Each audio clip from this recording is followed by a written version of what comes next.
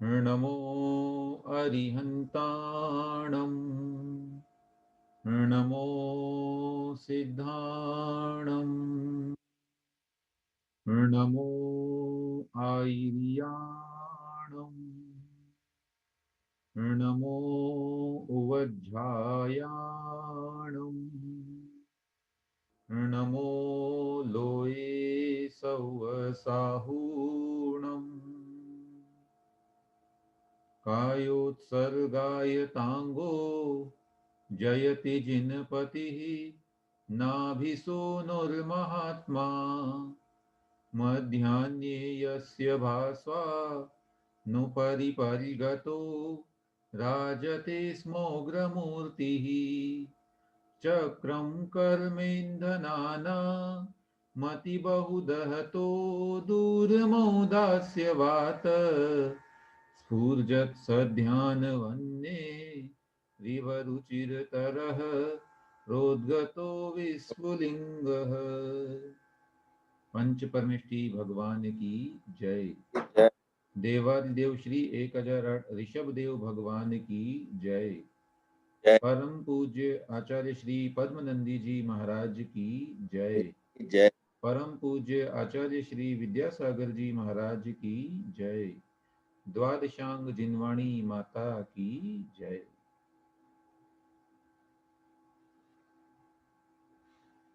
गृहस्थ अवस्था में दान का क्या महत्व है, इस बात का अध्ययन हम इस ग्रंथ में भी कर रहे हैं और बहुत ही अच्छे अच्छे उपमानों से, बहुत सुंदर उदाहरणों के माध्यम से दान का हमारे जीवन में क्या महत्व है, ये यहाँ पर आचार्य महाराज हमें समझा रहे हैं।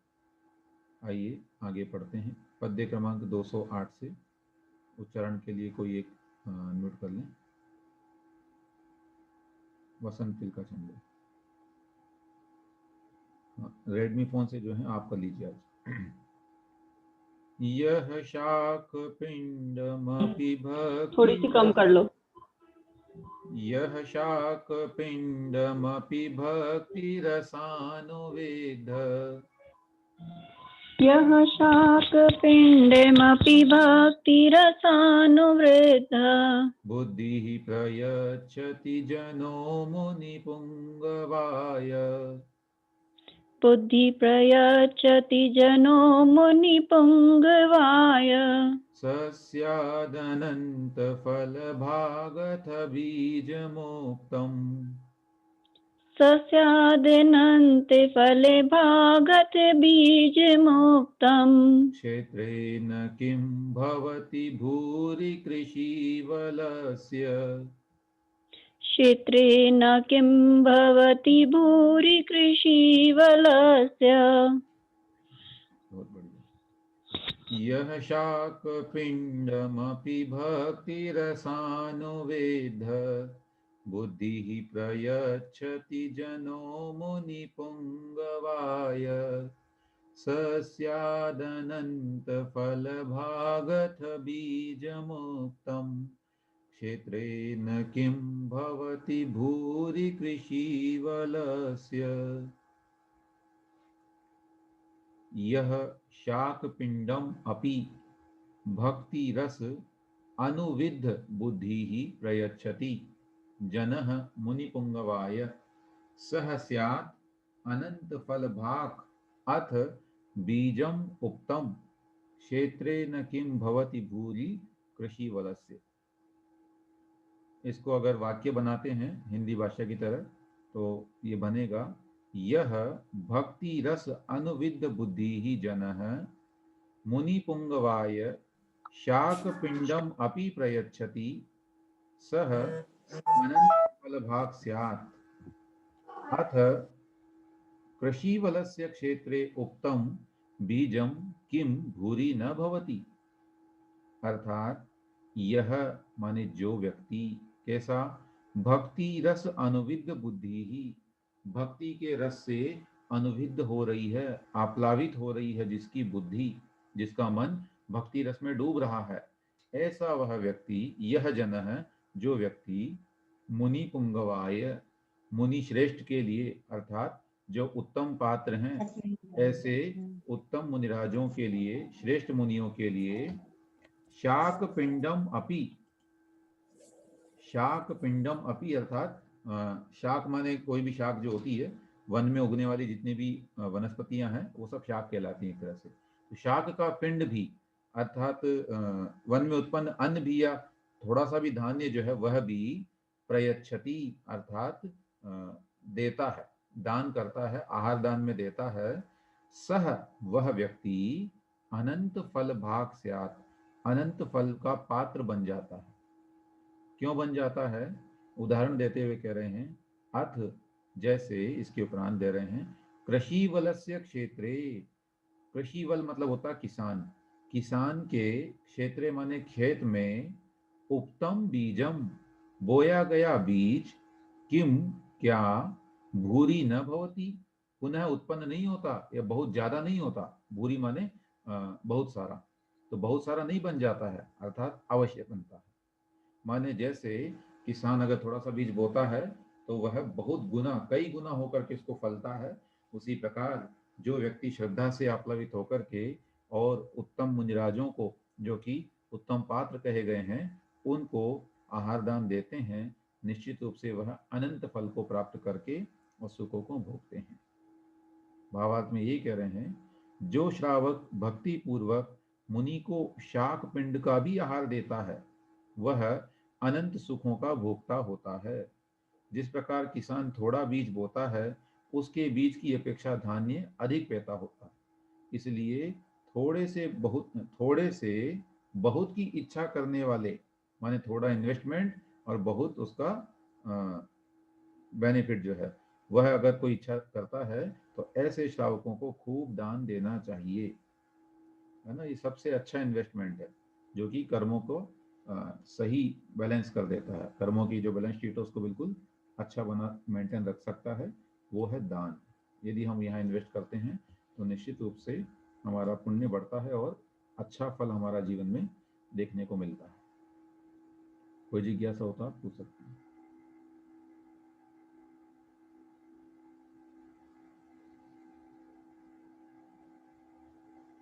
चलिए, सरल है बिल्कुल।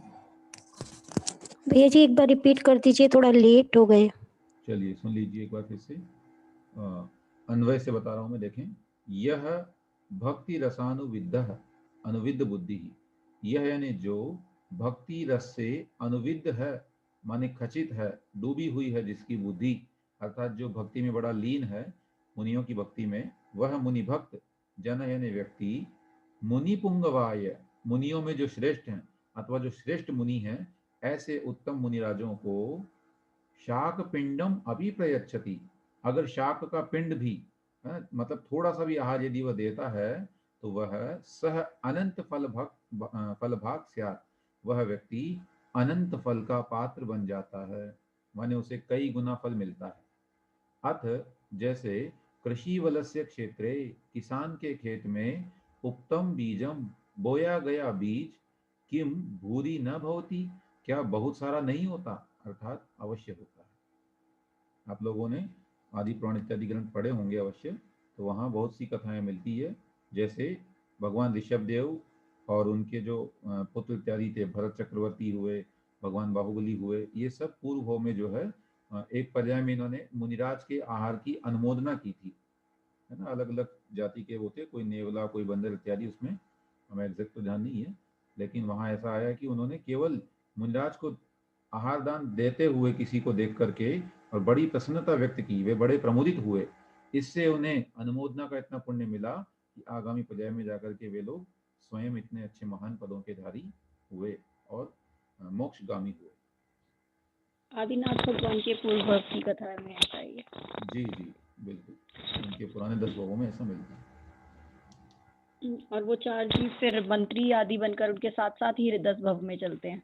जी जी बिल्कुल, तो ये ऐसा संयोग होता है, कई बार हम लोग भी अगर समूह में यात्रा इत्यादि करते हैं तो उसका सामूहिक पुण्य मिलता है और आगामी भाव में जो है हम निश्चित रूप से कहना चाहिए सामूहिक फल उसका भोग सकते हैं। चलिए आगे बढ़ते हैं। पद्य क्रमांक 209। साक्षान् मनो वचन काय विशुद्धि शुद्धः साक्षान् मनो वचन काय विशुद्धि शुद्ध पात्राय यच्छति जनो ननु भुक्तिमात्रम् पात्राय यच्छति जनो ननु भुक्तिमात्रम् यस्तस्य संसृति समुत्तरणैकबीजे यस्तस्य संस्तति समुत्तरणैकबीजे पुण्ये हरिर्भवति सोऽपि कृताभिलाषः पुण्ये हरिर्भवति सोऽपि कृताभिलाषः देखते हैं। साक्षान्मनो वचन काय विशुद्धि शुद्धः पात्राय यच्छति जनो ननु भुक्तिमात्रम् यस्तस्य संसृति समुत्तरणैकबीजे पुण्ये हरिर्भवति सोऽपि कृताभिलाषः साक्षात् मनः वचन काय विशुद्धि शुद्धः।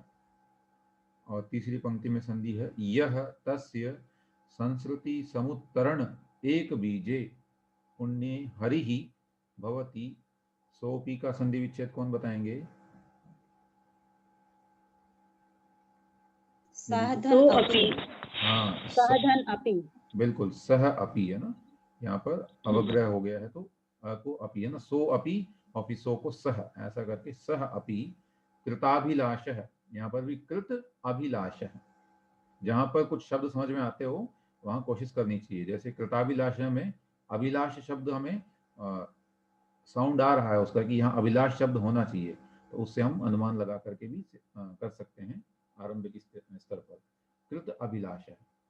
देखें अन्वय ननु साक्षात् मनोवचन काय विशुद्धि शुद्धः यह जनः पात्राय भुक्ति मात्रम यच्छति तस्य संस्कृति समुत्तरण एक बीजे पुण्ये सह हरिः अपि कृत अभिलाषः भवति। दान देने का कितना पुण्य है सो बता रहे हैं। ननु वास्तव में साक्षात प्रत्यक्ष रूप से मनोवचन काय विशुद्धि शुद्ध है।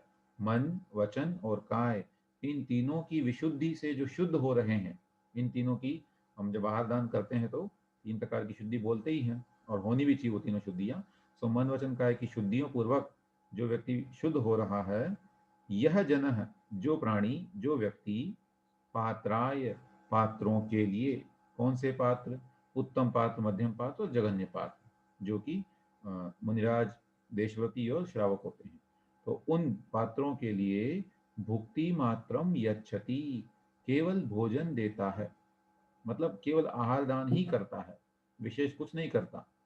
तस्य उस व्यक्ति के संस्कृति समुत्तरण एक बीजे पुण्य, संसार से पार होने में, समुत्तरण मतलब उतरने में, संसार से पार करने में जो एकमात्र कारण है, बीज का मतलब कारण, जो संसार से पार करने में एकमात्र कारण है, ऐसे पुण्य में सह हरि ही अपि वह देवराज इंद्र भी कृत अभिलाषः भवति, अर्थात अभिलाषा करने वाला होता है।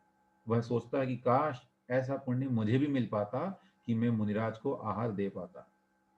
हम सभी जानते हैं जैन धर्म के सिद्धांत के अनुसार मुनिराजों को आहार केवल मनुष्य गति के जीव ही दे सकते हैं, अन्य गति के जीव नहीं दे सकते हैं। कथा भी आपको याद होगी कि भामंडल नामक देव ने, जब मुनिराज थे जो भी, उन्होंने 4 महीने तक जो है मुनिराज को चौमासा जंगल में होने पर देवों ने आहार नगरी बसा करके जो है वहां पर आहार दिया।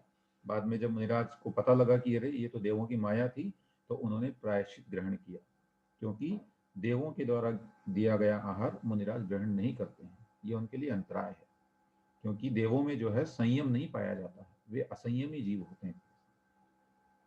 चलें भावार्थ देखें इसका। जो मनुष्य भली भांति मन वचन काय को शुद्ध कर उत्तम पात्र के लिए आहार दान देता है, उसे मनुष्य के संसार से पार करने में कारणभूत पुण्य की और नाना प्रकार, हाँ, उसके पुण्य की जो है नाना प्रकार की संपत्ति का भोग करने वाला इंद्र भी अभिलाषा करता है। इसलिए गृहस्थ आश्रम में सिवाय दान के दूसरा कोई कल्याण करने वाला नहीं है। अतः श्रावकों को दान की ओर अवश्य लक्ष्य देना चाहिए, अपना ध्यान उधर केंद्रित करना चाहिए। ठीक है ना। हम लोगों को गुरुजी बताया करते थे कि 3 प्रकार के दाताओं का वर्णन आता है शास्त्रों में, कि 3 स्तर के दाता हैं। अपनी आय के जो चौथाई हिस्सा नहीं, उन्होंने कहा है 3 भाग करे, हाँ 3 भाग जो करे वह और फिर दे देवे उसको, माने हाँ 3 भाग करके दान देता है तो वह श्रेष्ठ दाता है। फिर जो अपनी आय के 4 भाग करके 1 भाग दान दे देता है वह उससे सेकंड नंबर पे। और जगन्य दाता कहा गया है कि जो अपनी आय के 10% का दान करता है वह व्यक्ति जगन्य दाता होता है। माने एटलीस्ट हमको अपनी आय का 10% तो दान अवश्य करना ही चाहिए। और अन्य ग्रंथों में इसका छठा हिस्सा भी कहा गया है। पूर्व में कर की व्यवस्था ऐसी ही थी, टैक्स जो लिया जाता था राजा के द्वारा वह छठा भाग ही लिया जाता था। जितनी भी फसल होती या जितनी भी आय होती थी उसका 1/6 भाग राजा को दिया जाता था। तो वही दान के रूप में जो है एक तरह से घोषित किया गया है कि 1/6 भाग भी जो है अपना करके और दान दिया जा सकता है। चलिए, तो ये चर्चा हुई दान की। निश्चित भैया जी 10% का मतलब जैसे 1000 है मान लो किसी की आए तो 100 रुपए। हाँ 100 रुपए बिल्कुल, है ना। जितनी ठीक। भी, हाँ उतना अवश्य देना चाहिए। और निश्चित रूप से यह पुण्य का कारण है, क्योंकि बाकी सब जो धन है उसके लिए यही कहा गया है। हो सकता है शास्त्र में आगे आए भी कि धन के लिए, और पहले बता तो दिए हैं, 2 गतियां बताए हैं, और अन्य नीतिकारों ने 3 गतियां कही है कि धन का उपयोग, जो भी आप कमाते हैं धन, वो 3 तरह से यूज कर सकते हैं आप। पहला दान, दूसरा भोग और तीसरा नाश। यदि आप दान नहीं करेंगे तो भोग करिए, भोग भी नहीं करेंगे तो निश्चित रूप से उसका नाश होगा ही होगा। और वो किसी भी रूप में हो, चाहे अग्नि लग जाए, चोर चोरी करके ले जाए, राजा का छापा पड़ जाए तो टैक्स के रूप में ले जाए, और भी अनेक प्रकार से कैसे भी जा सकता है। लेकिन ये 3 ही कार्य हो सकते हैं, इसके अतिरिक्त कोई चौथा कार्य उसका होता ही नहीं है। 3 ही गतियां हैं। तो सबसे उत्तम गति है दान, उसके बाद में भोग, और बाकी का नाश तो होना ही है। और हम फिर भैया जी जो ये गवर्नमेंट को जो टैक्स देते हैं वो क्या चीज में जाएगा? हाँ बिल्कुल, वो टैक्स भी जो है हमारे द्वारा दिया गया राज्य व्यवस्था के लिए जो है ना, वो हमारा दायित्व है, वो नियम है और देना चाहिए। तो लेते ही है ना 25% 30% इन लोगों की जॉब से तो लेते ही हैं। हाँ वो लेते हैं, तो सरकार जो हमारे हित के लिए ले रही है वो। अगर हम राज्य व्यवस्था की बात करते हैं तो शास्त्रों में भी कहा गया है राजा का टैक्स हमें कभी नहीं चुराना चाहिए। और आप लोगों को ये तो जानकर हर्ष होगा, जानते भी होंगे, आप लोगों ने पढ़ा होगा कि भारतवर्ष में जितना टैक्स गवर्नमेंट को मिलता है उसमें से बहुभाग जैनियों से ज्यादा मिलता है, जैनों को द्वारा ही पे किया जाता है। तो ये बहुत बड़े गौरव की बात है। और निश्चित रूप से हमें शास्त्राज्ञा का पालन करते हुए अपने कल्याण के लिए ही ऐसा करना चाहिए। बाकी तो खैर नियम तो हैं ही, तो भैया जी लेकिन जैसे ये अब दान इसमें की कोटि में तो नहीं आएगा। हाँ पात्र दान की कोटि में नहीं आएगा, ये दाय भाग कहलाता है। अर्थात जो राज्य व्यवस्था है उसके अंदर हमारा देने योग्य जो पात्र है, देने योग्य जो हिस्सा है उसको दायांश या दाय भाग कहते हैं। आचौर्य व्रत के अतिचार में आता है अगर वो करते हाँ हैं तो। अगर हम नहीं करेंगे तो चोरी का दोष लगेगा हमको, इसलिए देना चाहिए। ठीक है, चलिए आगे बढ़ते हैं। पद्य क्रमांक 210। मोक्षस्य कारणमभीष्टुतमत्र लोके, मोक्षस्य कारणमभीष्टुतमत्र लोके, तद्धार्यते मुनिभिरङ्गबलात् तदन्नात्, तद्धार्यते मुनिभिरङ्गबलात् दन्नात्, तद्दीयते च ग्रहिणा गुरुभक्तिभाजा, तद्दीयते च ग्रहिणा गुरुभक्तिभाजा, तस्माद्धृतो गृहीजनेन विमुक्तिमार्गः, तस्माद् घृतो ग्रही जनेन विमुक्त मार्ग। देखें, मोक्षस्य कारणमभीष्टतमत्र लोके तद्धार्यते मुनिभिरंगबलात् तदन्नात् तदीयते च गृहिणा गुरुभक्तिभाजा तस्माद्धितो गृहीजनेन विमुक्तिमार्गः। मोक्षस्य कारणम् अभिष्टुतम् अत्र लोके तत् धार्यते मुनिभिः अंगबलात् तत् अन्नात् तत् दीयते च गृहिणा गुरुभक्तिभाजा तस्मात् धृतः गृहीजनेन विमुक्ति मार्गः। अन्वय बनाते हैं इसका। एक शब्द हमने जोड़ा इसमें, अस्माभिः मोक्षस्य कारणम अभिष्टुतम अत्र लोके तत् मुनिभिः अंगबलात् धार्यते और तत् अन्नात् धार्यते तत् च गुरुभक्तिभाजा गृहिणा दीयते तस्मात् गृहीजनेन विमुक्ति मार्गः धृतः। कह रहे हैं अस्माभिः हमारे द्वारा, पूर्व में ना ग्रंथ के आरंभ में मोक्षस्य कारणम अभिष्टुतम, मोक्ष का कारण कह दिया गया है। क्या है वो मोक्ष का कारण? रत्नत्रय, सम्यक दर्शन, ज्ञान और चरित्र का पालन। ये बात आचार्य हमको बता चुके हैं। आगे वो कह रहे हैं अत्र लोके, इस संसार में, तत् यानी वह कौन? वह मोक्ष का मार्ग, वह मोक्ष का कारण, मुनिभिः मुनियों के द्वारा, अंग बलात् धार्यते अर्थात शरीर के बल से, है ना, शरीर की शक्ति से धारण किया जाता है। फिर शरीर में शक्ति कहाँ से आती है? सो कह रहे हैं तत् यानी वह शरीर की शक्ति या वह शरीर अन्नात् धार्यते, अन्न के द्वारा धारण किया जाता है। यदि अन्न न हो तो शरीर पोषण नहीं हो पाएगा। और कह रहे हैं तत् यानी वह कौन? वह अन्न गुरु भक्ति भाजा गृहिणा दीयते, गुरु भक्ति के जो पात्र हैं ऐसे गृहस्थ व्यक्तियों के द्वारा दिया जाता है। तस्मात् इसलिए, ग्रही जनेन गृहस्थ व्यक्ति के द्वारा तो विमुक्ति मार्ग धृतः, साक्षात मोक्ष का मार्ग ही धारण किया गया है। यहाँ धारण करने का मतलब उसका पोषण किया गया है ना, क्योंकि परंपरा से कारण हो गया। मोक्ष मार्ग में कारण कौन? मुनिराज का शरीर, मुनि तपस्या के द्वारा ही इसको धारण करते हैं। वो शरीर कैसे चलता है? उसका संचालन अन्न से होगा। अन्न कहाँ से आता है उनके पास? मुनिराज को आहार दान में मिलता है, और आहार दान कौन करता है? श्रावक। तो इस प्रकार परंपरा से उस मोक्ष मार्ग का पोषण कहाँ से हो रहा है? श्रावकों के द्वारा दिए गए दान से, या उस दान परंपरा से। दान नामक जो गुण है वही उसमें कारण बन रहा है। अतः हमें दान अवश्य करना चाहिए। देखें भावार्थ, इस संसार में मोक्ष का कारण रत्नत्रय है, तथा उस रत्नत्रय को शरीर में शक्ति होने पर मुनिगण पालते हैं, और मुनियों के शरीर में शक्ति अन्न से होती है, तथा मुनियों के लिए उस अन्न को श्रावक भक्ति पूर्वक देते हैं। इसलिए वास्तविक रीति से गृहस्थ ने ही मोक्ष मार्ग को धारण किया है, ऐसा समझना चाहिए। हमने जब शुरू में चर्चा की थी तब यही कहा था कि वास्तव में दान से ही तीर्थ का संचालन होता है ना। यदि दान न हो तो धर्म और तीर्थ का संचालन नहीं हो पाएगा। अतः निश्चित रूप से दान ही उस परंपरा या मोक्ष मार्ग का कारण बनता ही बनता है। चलिए, अच्छी बात है, आगे बढ़ते हैं। उसमें कोई जिज्ञासा हो तो आप पूछ सकते हैं। पद्य क्रमांक 211।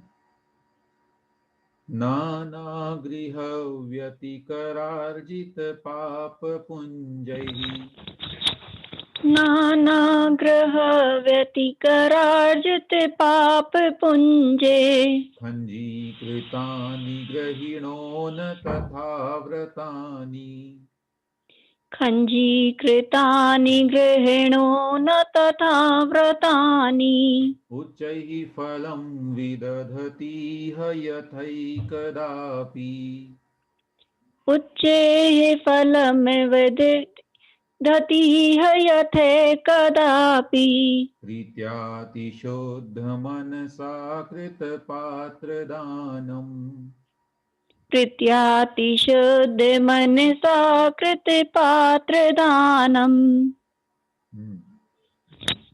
नानागृहव्यतिकरार्जितपापपुञ्जैः खञ्जीकृतानि ग्रहिणो न तथा व्रतानि उच्चैः फलं विदधतीह यथैकदापि प्रीत्यातिशुद्धमनसा कृतपात्रदानम् नानागृह व्यतिकर अर्जित पाप पुंजैः खंजीकृतानि ग्रहिणः न तथा व्रतानि उच्चैः फलं विदधति इह यथा एकदा अपि प्रीत्या अतिशुद्ध मनसा कृतपात्रदानम्। अन्वय इह ग्रहिणः नानागृह व्यतिकर अर्जित पाप पुंजैः खंजीकृतानि व्रतानि तथा उच्चैः फलं न विदधति यथा एकदा अपि प्रीत्या अतिशुद्ध मनसा कृतपात्रदानम विदधाति। यह इस संसार में ग्रहिणः गृहस्थ व्यक्ति के जो घर में स्थित हैं उनके नाना गृह व्यतिकर अर्जित पाप पुंजैहि, नाना माने अनेक प्रकार के, गृह मतलब घर में, व्यतिकर यानी फैले हुए हैं या फिर उससे उत्पन्न जो है गृहस्थ से संबंधित जो है ऐसे जो व्यापार हैं कार्य हैं उन कार्यों से अर्जित पाप पुंजैहि, कमाया हुआ जो पाप समूह है ना। घर गृहस्थी में रहते हुए व्रतों का पालन तो करें लेकिन उसमें अनेक विकल्प होने से, अनेक प्रकार के आरंभ इत्यादि होने के कारण बहुत सारा पाप पुंज हो जाता है।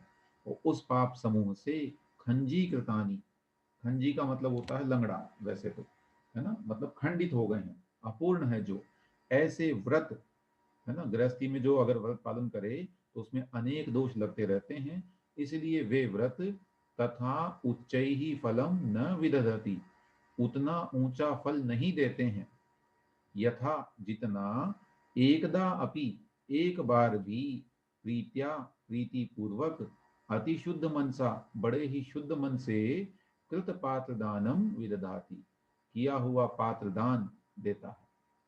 क्या मतलब, गृहस्थ अवस्था में कोई व्यक्ति घर में रहकर के व्रतों का पालन करे तो क्योंकि उसके व्रतों में अनेक दोष लगते रहते हैं, घर गृहस्थी के बहुत सारे विकल्प होते हैं, इसलिए वे व्रत पूर्णतया पालन नहीं हो पाते और उनमें दोष लगने से उतना अच्छा फल नहीं मिल पाता। व्रतों का फल तो मिलता है लेकिन उतना अच्छा फल नहीं मिलता जितना यदि एक बार बड़े मन से मुनिराज को हम दान दे देते हैं। मुनिराज को या अन्य जो भी पात्र हैं उन पात्रों को यदि हम दान दे देते हैं तो वह बहुत अधिक पुण्य हमको मिलता है।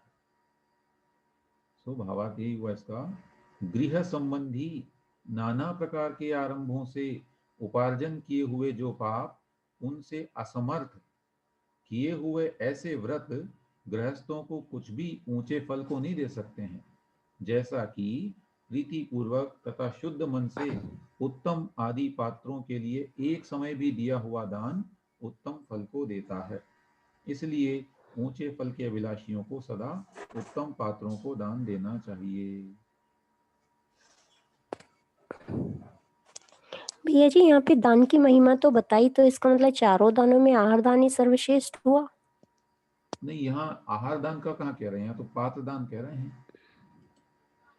पात्र दान मतलब मुनिराज आदि को उत्तम पात्र को आहार दान देने से ही तो सारा उनका रत्नत्रय होता है। हाँ तो उत्तम मध्यम जघन्य तीनों हो गए ना पात्र में तो। तो आहार दान ही इम्पोर्टेंट है सभी चारों में। क्यों आहार ही क्यों? देखिए ऐसा है, उसमें ये प्रश्न अक्सर आता है और कई बार समाधान हो चुका है इसका। अपने जब जिसकी प्रसंग, जिसका प्रसंग हो, जब जिसकी उपयोगिता हो, उस समय वही दान श्रेष्ठ है। ठीक है, मान लीजिए बहुत तेज ठंड पड़ रही है, रात्रि का समय है, अब उस समय आहार दान कहाँ श्रेष्ठ हो जाएगा? उस समय तो हमें अभय दान देखना पड़ेगा, है ना। महाराष्ट्री को बहुत ठंड लग रही है या जो भी है, कोई व्रती श्रावक है जो भी, तो उनको हमें ये चाहिए कि उनके शरीर की संरक्षा के लिए हम वहां पर ऐसा उपाय करें कि ठंड इत्यादि का ज्यादा प्रकोप न हो सके, तो वह वसति का दान या अभयदान में आएगा। तो जो जैसा प्रसंग घटित हो रहा हो, उस जहाँ जिसकी उपयोगिता हो उसके अनुरूप हमें इम्पोर्टेंस क्रिएट करनी चाहिए, वहाँ मतलब स्थापित करनी चाहिए। बाकी ऐसा कुछ नहीं है, वो केवल महिमा जब गाई जाती है किसी दान की या किसी भी को, तो कथन जो है हमेशा गौण और मुख्य की अपेक्षा होता है। जब हमें किसी एक को मुख्य बनाना होगा तो बाकी को गौण करना ही पड़ता है। तो उसी प्रकार से हमारे दानों में अगर हम कंपैरिजन करेंगे तो हर जगह, अब मैं आपको एक श्लोक सुना दूं तो आपको लगेगा कि ये बात तो सही कह रहे हैं। वहां लिखा है, अन्नदानम परम दानम विद्यादान मतः परम अन्येन क्षणिका तृप्ति ही यावत जीवम तु विद्या। क्या मतलब? अन्नदान बड़ा अच्छा विद्यादान दान है, श्रेष्ठ। लेकिन विद्यादान उससे ज्यादा अच्छा है, क्योंकि अन्न से तो क्षणिक तृप्ति होगी, फिर भूख लगाएगी, लेकिन विद्यादान से तो जीवन भर का आजीवन उसकी आजीविका सेट हो जाएगी। तो वो सब चीजें हैं, अपना अपना कंपैरिजन उसमें है, बाकी सब दान अच्छे हैं।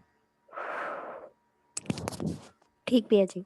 जी, विषय बड़ा अच्छा है, सरल है, शब्द थोड़े देखने में कई बार लग जाते हैं, संस्कृत है इसलिए, अन्यथा विषय सरल है और अच्छा रुचि का विषय है। चलिए ठीक है, आज इतना रखते हैं, जिनवाणी स्तुति पढ़ते हैं। अरे साची तो गंगा यह वीतरागवाणी, अविछिन्न धारा निज धर्म की कहाँ, जामे अति ही विमल अगाध ज्ञान पानी, जामे अति ही विमल अगाध ज्ञान पानी, जहाँ नहीं संशय आदि पंख की निशानी, साची तो गंगा यह वीतरागवाणी, अविछिन्न धारा निज धर्म की कहानी, सप्त भंग जह तरंग उछलत सुखदानी, हर सप्त भंग जह तरंग उछलत सुखदानी, संत चितमराल वृंद रमे नित्य ज्ञानी, साची तो गंगा यह वीतरागवाणी, अविछिन्न धारा निज धर्म की कहानी, जाके अवगाहन ते शुद्ध होए प्राणी, जाके अवगाहन ते शुद्ध होए प्राणी, भाग चंद निहचे घट माहिया प्रमाणी, साची तो गंगा यह वीतरागवाणी, अविछिन्न धारा निज धर्म की कहानी।